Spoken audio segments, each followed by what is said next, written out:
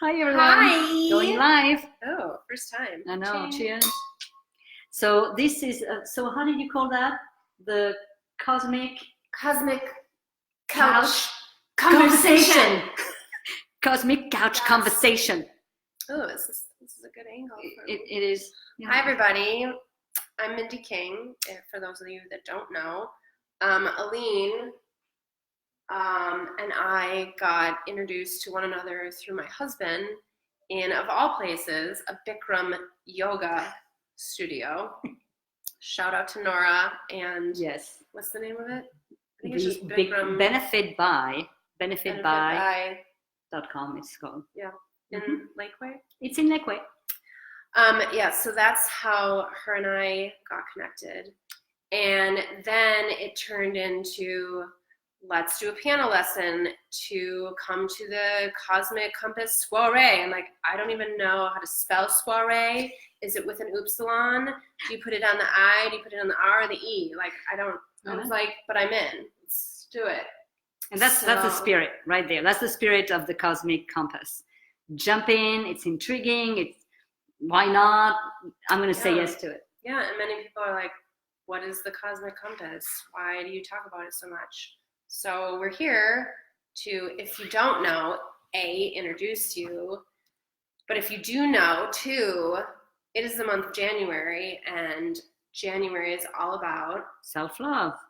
Right. So, speaking to that point, a little transparency from me, I was working from home with the same company that my husband worked at, and although rewarding at times, I wasn't communicating like this in person with people. And so I went to a very dark place that I think the last time I was there is when I was high school. So just a few years. You know, like 5 years ago. And maybe a little, give or take. And so I was literally in the parking lot with my husband, like screaming and crying, and like I was like the darkest place. And she texted me and she was like, how are you? How's life? I'm like, excuse me? And she's like, come over, let's have coffee, let's talk, let's catch up. It's been a while. And I'm like, fine. Yes. What? Yes. So January is all about self-love, and a lot of people do resolutions, goal setting, blah, blah, blah. But if you follow Aline and her program, which she can describe, it's in the month of January about self-love. Yeah, so this program that Mindy is mentioning is really just every month. We're going to be together for the entire year. Every month there is a specific focus. January month is focusing on self-love. February, we're going to move into self-responsibility, and so on and so forth. Every single month has a specific focus through which we're going to have a group call. We're going to talk. You're going to see me talking more about this specific focus during that month. And I will be answering all of the questions. You can email me. We can talk about it. So it has been built up in a very, I would say, strategic way. That is what I feel and what I perceive in evolution from where we need to start in order to actually go into a complete sense of like higher self, greater self, feeling more fulfilled, more complete, more whole. So self-love is where you started when I reconnected with you. At the end of the day, there was this unfulfilling experience that you were still saying yes to instead of saying yes to you at the time, right? Yes. And that is because, 100%. right. So it really is about what is this self-love? What is this idea, this concept of loving oneself? Well, first we need to understand that loving the self is slightly different than what the world understands love as, which is very much so connected to the romantic love, the Hollywood story, the passion, the motion, the ups and downs, the drama. I love you, I hate you, I love you again. And great plot for a movie. Absolutely, and makes a lot of dollars sometimes. But the reality of it is the love that we're talking about is really connected to this sense of love, and love is all that is. It's whatever it is. Hi, Jane. Oh, Jane is going to France. Mindy's going to France. Hi, Jane. Yay. I can't wait to meet you in May. Yay. Good peeps Swirl. here. Yes. Yeah, so we were talking about love and self-love. So one of the aspects of this love that we're talking about, it's not a love as a romantic love. It is a love as this spiritual space that is all that is. Some call it God, some call it chi, some call it energy, some call it love. It's just one and the same. So when we reconnect to that space that is within us, this is the only space where we can really find wholeness. This sense of wholeness exists within ourselves. It is at reach, it is available simply by tuning into it.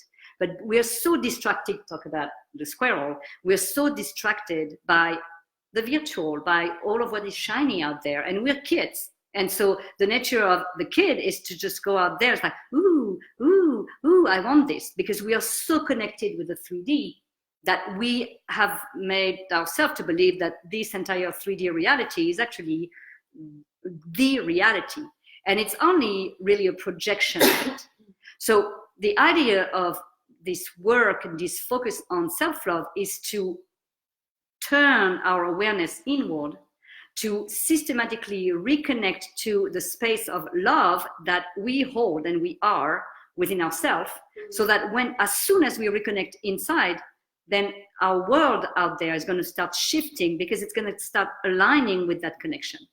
And again, very often, it is not necessarily it never is in fixing what's out there. It is simply to shift the consciousness, our awareness, inward, in order to start looking at what works, what doesn't work, what are the obsolete belief systems that prevents us to actually moving and connecting more. And it usually, the beauty of the 3D is that whatever doesn't work on the outside is telling us what is no longer working inside. So this is how we can use it. We can, hi Kate, it's been a while, thank you for joining. So the beauty of the 3D to me, and that is its uniqueness, is that if we want to know who we are, just look around, look at your life, look at your relationships, look at the connection with your job, look at your connection with your kids, with your family, with your with the government, the world, how you feel. Are you a victim? Are you feeling offended? And are you feeling like all of this feeling? It's not happening out there. It's primarily, that is just the projection. It is primarily existing between your two ears. And you cannot transform the world out there until you transform it within your two ears. And this is what, as you know, if you're here, most likely, this is the work that I truly enjoy doing. And the reason why I believe in it is because that has been the foundation of my life. And today, I would not change it for anything. And I wouldn't change anything in that life. But it has come at the effort of shifting all of what did not connect within myself into where more connection was available. Does it make sense? It does make sense. Total makes sense. Just to making sense to on a Wednesday. So for you, what do you feel is the place of self-love that you need to reconnect more with? Are you asking me personally, or are you just like putting it is for everyone, you specifically, but it's going to help you ask yourself the same question. One more time, can you repeat the question? Of course. What is it in your connection with yourself? You are aware of all the emotions, right? Mm-hmm. Hate, and then joy, and then courage, like feeling courageous, and feeling burden, and feeling possible, and all of this. These are aspects of us that exist within ourselves. So there is a courageous Aline, and then there's a lazy Aline, and then there's a strong Aline, and there is all of this exists within me, right? And I can prove it because I remember experiences that pulled one or the others in the arena of my life, right? So what's happening is what we need to tend to do in order to find this wholeness is to have all of these Alines becoming best friends. They're all existing. And for my greater good, for my greater experience out there. But at time, we tend to give power to one of the Aline more than another. And what we need to realize is like, oh, why is it that, my sad Aline is now given more power? Yes. Right? So, and it is because she just need attention, because she's like, I need love here. I need love. I need to be loved. I need nurturing. I need some awareness. So is there an aspect of your life today of you that is calling your attention because she's either being ignored or right? And so which one is it? I would say it's the athletic side of me. I grew up playing basketball, softball, golf, racquetball. I mean, you name it, down the line. And I mean, I was okay. She was more than okay. I have some stories. I'm an okay player.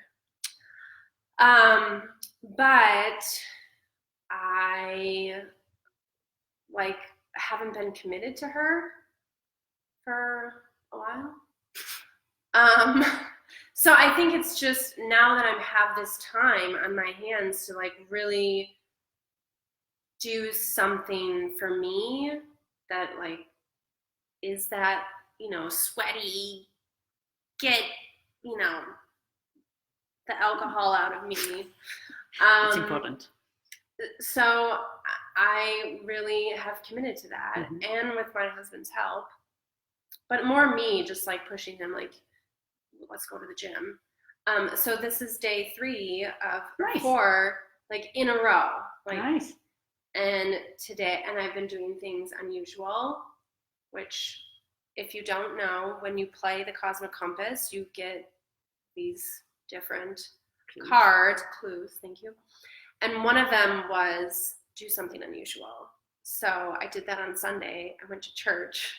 Nice. But it wasn't really Bible church. It wasn't strong arm church. It was cool church. Okay. And it was fine. Yeah. It was great. I didn't get hurt. I didn't, nobody was knocking on my door afterwards, give me money. It was cool church. But yeah, I think it's just really the dedication to myself and working out or doing something active. Okay. So it's interesting because the idea of connecting to the body is self-love towards the body, which is self-love to this 3D. The body is the vehicle of the 3D reality down here. And you going to church is actually self-love, reconnecting, so bringing self-love to the spiritual aspect of you. So what's interesting is you're creating the bridge between the 5D aspect of you, the soul, and the conscious mind aspect of you within the body. So it's almost like that is the both side of both aspects of the you as this energy being and this physical being. They needed to be activated because you are doing something specific in one and the other in order for you to actually feel that you're existing in both. And that's how you feel whole again. Okay, let me ask you this question. When I was 21, I was a senior in college, and my mom died unexpectedly. And up until that point, but even maybe a little earlier than that, my mom was the piano player at our church. She was the youth leader. She was there every Sunday. We did youth groups and youth trips and all that. And she was my anchor, I guess is what you would call she was my everything. She was my mom, of course. And I had come home from work one day and got the phone call, like, you need to call so-and-so because your mom was in an accident. And I'm like, I just saw her. She was literally in my apartment that day. And the last thing that I said to her was, I'm going to give you a hug in case I don't see you later. And that was the last thing I ever said to her. And I left. And I'll spare you the like awful, horrendous details, but I was connected with our church. And then I didn't go to church until Sunday. Did you say shift? I say shift. So what do you say? What do you say about that? So wise one. Wise one. On Wednesday. It's like wise Wednesdays. Oh, look at the cosmic couch conversation on Wise Wednesday. Sorry for all you out there. So, obviously, just the fact that you have the awareness of the last time it happened back in the time, like back in the past, and that you felt strongly a month ago that something needed, like something got to give. Yeah. There's a part of you that needed to give, and you did. You started to shift into a new version of yourself that is way more connected, and that is how you felt at the time. But what was happening is you were doing it by procuration, like your mom was the one who was your anchor. And for the longest time, you remove the anchor, you're removing your own anchor. Yeah. And because you're maturing emotionally, you're maturing spiritually, you are elevating your courage energy at the same time. Yeah. And for you to actually re-engage in yourself without the need for a person next to you to actually be that anchor, you're becoming your own anchor. So it makes total sense that you felt a desire to do something unusual. Like you could have done anything unusual, but the fact that your mind had this idea of this is what I'm going to do, it's no coincidence. It's because there is in your psyche an energy of this anchor that you were ready to say yes to. Now, yes, that makes sense. Which is also interesting because you have taught me to not believe in coincidences. Like there's like, no, this is happening for a reason. So the pastor of this church, maybe 2 or 3 weeks ago, I ran into him at Panera, but I didn't say anything. I saw him there, I knew him, and I'm like, I know him. Didn't say anything. A week later, almost to the day, my husband and I went to the gym, and he was at the gym in the like cafe. And I said to Russ, I said, that's the pastor from that I ran into at Panera, and now he's here. And he's like, go talk to him. I'm like, oh, no. Because I was like, I think that's like maybe a trigger for me, or like, I don't know. Like I was so like, oh, I can't do it, because that means that I have to like face this thing. Yeah. And he's like, oh, stop it. I'll go see him. I'm like, no. I'll go talk to him. It's fine. I'll go talk to him. It's fine. I know him. You don't know him. And so we went up to him and I said, Dan, do you remember me? And he's like, absolutely. Of course I remember you. Hard to forget. And so Russ and him started a conversation. My husband is a musician who, what was her name? Jane? Yeah. He plays piano. We're working on getting a keyboard for Fran's. It's going to be karaoke hour with dance and just Jane, you will never want to leave. Let's put it that way. No. So Dan and him were talking, and he's like, oh, you should come check out the service and make sure it's not too like whatever. Well, my husband was in California at NAMM, and so I went by myself, which I was like, that's amazing. Yeah, I can do this. So, yeah, no coincidences that now this is like, I don't know, like I feel like I need, and he was like talking about verses and stuff in the Bible. I'm like, I don't even own a Bible. Like, I don't like, he doesn't own a Bible. Right. But for you, it is actually more the experience of having reconnected consciously with the concept of the church because of what it represents for you. Oh my God, I was so pissed when my mom died. I was so pissed Of course, at God. of I course. was like, yo, why did you do that? Yeah, of course. 3 years after my grandpa died and 3 years after my uncle died. Yeah. I'm like, why is this happening? I was so angry. Yeah. And the beauty of it, and you know, when we started this conversation, this cosmic couch conversation. Cosmic couch, because we're on a couch. Do you get it? Yeah. And we're talking cosmic conversation. That's it. So the idea is we started this evolution from self-love, and I was saying that February is going to be more about self-responsibility. Well, even in your experience, because a month ago, at the beginning of the month, you started with this realization of having to love yourself more, saying yes to you over saying yes to a world that is telling you, you have to be like this, you need to be like this is the way to be, this is normal, this is not normal. And all of this, we are buying into who we need to be instead of being who we truly are. And that detaches us from who we are. And that is where we start leaking energy. Well, once you reconnect with the energy of your truth and starts to stand and dare doing things that are unusual, but they are actually you, that it used to be usual for you because your mom was making it usual for you. And for you, there is this, I'm going to do something unusual now. And you are moving into being responsible for your life. Like there's no more victimhood consciousness. This is not God took my mom away, or the church did that and I hate them, or it is things are, because life is not good or bad, life only is.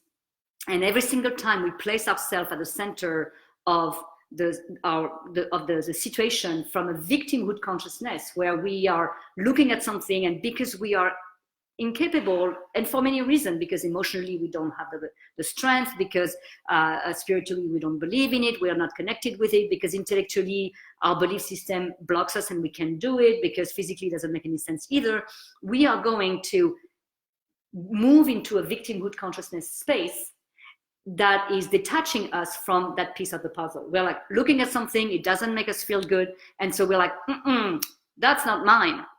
As soon as our awareness is triggered by a situation, we own that situation. And if it's not a situation that we enjoy, we have the power to change it only if we own it. So the reality of it is, looking in right now in your life where you are, where is it that you tend to default to, this is not, like, I don't like this about the world, I don't like this about my life, I don't like this about this relationship in my life, and this is not my fault. This is her fault, his fault, their fault. And really, re-owning all of these pieces is going to be moving from this self-love, I love myself enough to realize I own my life. That is pure self-love. Every single time we are, again, giving all of our power away, this is not self-love. This is loving others in too much that we're giving them our power. And then after, of course, they're going to deal with our power the way they want to, and we're going to be pissed. But by default, we gave them. So big time. We need to first regain every single piece and saying, okay, now I may not like that piece, but now I can do something about it. As long as somebody else owns it, they're going to do whatever they want with it. Or you're going to need their permission to change it, right? So then we are moving into this self-responsibility where, okay, now that I am responsible, and that's what we're going to see in February, now that I'm responsible for all of these pieces in my life, what do I do with this? And so those are the following discussions that we're going to have. But good for you. Oh, that sounded very lovely. Is it to use crystal? You know that trick? Yes, I do. I don't know. Are they crystal? I don't know. I have no clue. It contains wine. It's good enough for me. Good. Like it. Yeah. Any questions? So, yes, do we have any question? Let me just look in we got, James is sweet. Mackenzie is here. Hi, Mac. Good to see you here too. What is it? Mackenzie? Oh. Yes. So, yeah, if you have any question related to this sense of self-love or moving into this sense of self-responsibility as well, please do so. It's again, we can't start moving towards a greater sense of life unless we are gaining enough momentum in our self-love in order to move it, because it all starts from us. We are the center of our life, and we must be recognizing that being the center is offering us an anchor to create the momentum. If we want to create a momentum to transform our life and eventually touch those around, we're going to have to have an anchor within ourselves that is so strong that even we can go far or away, we can still. What can that anchor be? And what, like, can you expand on that? Well, the anchor is a sense of self, is that you know your truth, you know who you are. You are unique in who you are.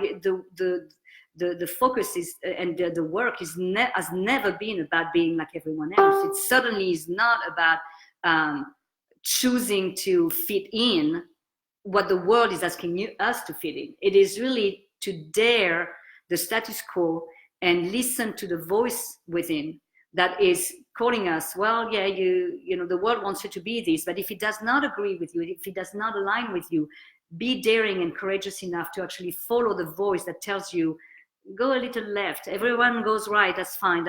But you go left and you're going to find yourself. And that's the anchor, that this voice, this soul inside, that is helping us reconnect systematically with our truth. The truth is the anchor.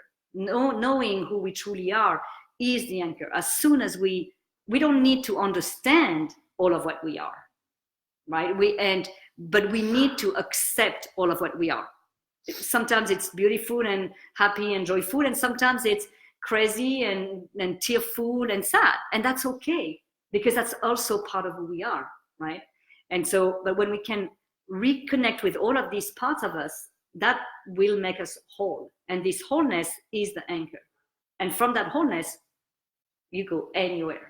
You can be in a complete and unknown surrounding. It doesn't matter, because you are whole. You're not feeling like intimidating, or you cannot be in a victimhood consciousness when you're whole. That makes sense? Yeah. Yeah. That's good. That was it. That's good. Right? Yeah. P.S. It's not 30 below here in Texas, but she looks so cute in this beanie. I just like it. She's like so cozy. It's not below, but you know what? Below 60 for me, it's kind of a beanie out. Yeah. I mean, it's so cute. Yeah. Little curls. With a glass of wine.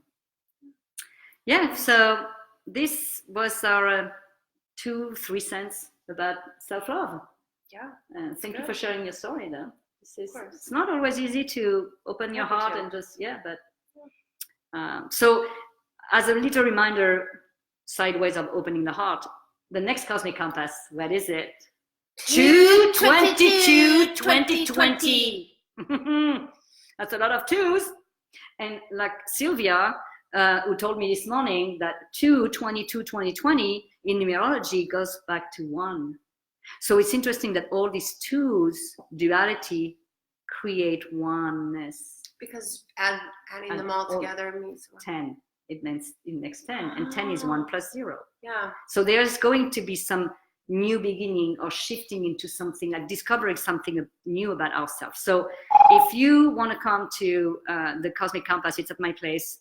If you don't know where it is yet, how come? DM. Yes, DM, and then I will send you all of the details. Direction. Yes, the direction, the address. And then, and if you want to bring a friend, it's free. It's a potluck format. So usually $100. Bring a friend. Yes, it is usually $100 per person who comes. So if you want to come, it's free. Come with a friend, come with a little appetizer to share, little thingy to share, drink, and let's discover what's these two dualities offering. It's very interesting. It is. Yeah. It is. It's going to be. It's going to be an interesting. It's going to be the weekend after Thanksgiving, so people may be breaking up or making up. Thanksgiving. Did I say Thanksgiving? She said Thanksgiving, right? Although my French may have been, but what did you mean? Valentine's. It should actually be Thanksgiving. Chardonnay. It doesn't take me much. This is my first glass. Swear it's my first glass. I love it. I mean, it's like what, 3 o'clock? What? Oh! It is 3:33. Which is my number. This woman, get out of my brain.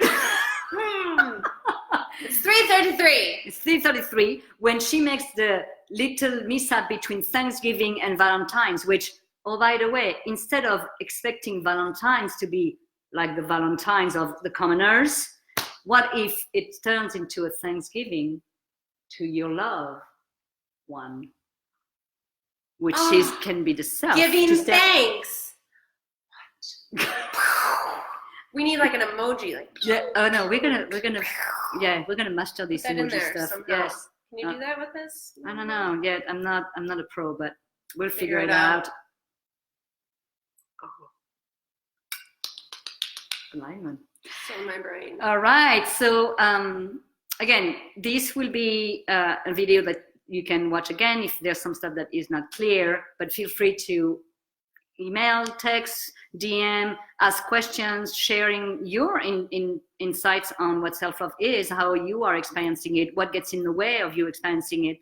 And if you have friends who are experiencing it, same thing, just, maybe give them an insight from what you heard that makes sense to you. Maybe it is all of what they need to remember today. And we'll see each other, very soon for another Cosmic Couch conversation. Yes. Yes. Yeah. Subscribe, like, message, all of those things. Can we attach that down below? I don't know. I'm not on Facebook. She's not on Facebook. But is there a way to we're going to be able to here somehow? Yeah, and if we cannot put it on this Facebook live, you can comment for sure. But comment. We can comment. That's the word for the Americans out there. Yes. Comment. For those who don't speak French. But we're going to be able to put this video also on YouTube, and so from there's going to be ways to subscribe and share it. So yes, to share the love, the love. Love it. Well, we should wait for 33:33. We have one more minute to talk about. So, can I tell you a story? You want to stay for this? So, I often wear pearl earrings because I think it just represents class and ease and simplicity. And the other day, I was going to the bathroom and I was taking my shirt off. I don't know why. Sometimes I choose to undress on the toilet. Anybody with me? No. And no judgment. The back fell off, and I'm like, but the pearl saved. So I took and I put it on the counter, and so I finished undressing, and I'm shaking things to find the back. Where was it? Where was the back? In it. In the toilet. Oh. In the pee. But luckily, I drank a lot of water, so my pee pearl didn't have a lot of pee on it. Well, interestingly enough, it means that when something is precious, it's worth peeing on. Again, or just go into the hole to actually, you need to go through chaos if something is precious enough to retrieve it. Just putting it at there. I mean, luckily, it was on the toilet, there's the ridge at the front, so it stuck to the front. So there wasn't too bad. A lot of extra. But only you experience things like this. Only. Oh, well, there you go. Yes, that's it. Yep. That's it. That was the story of the 33. And see. All right. Talk to you soon. Thank you so much for your time. More to come on self-responsibility and other fun topics. And if you want us to actually dive into a specific topic, then same thing. Just connect with me and ask. Yeah. All right. Thank you so much for your time. Talk to you soon. Bye. Bye.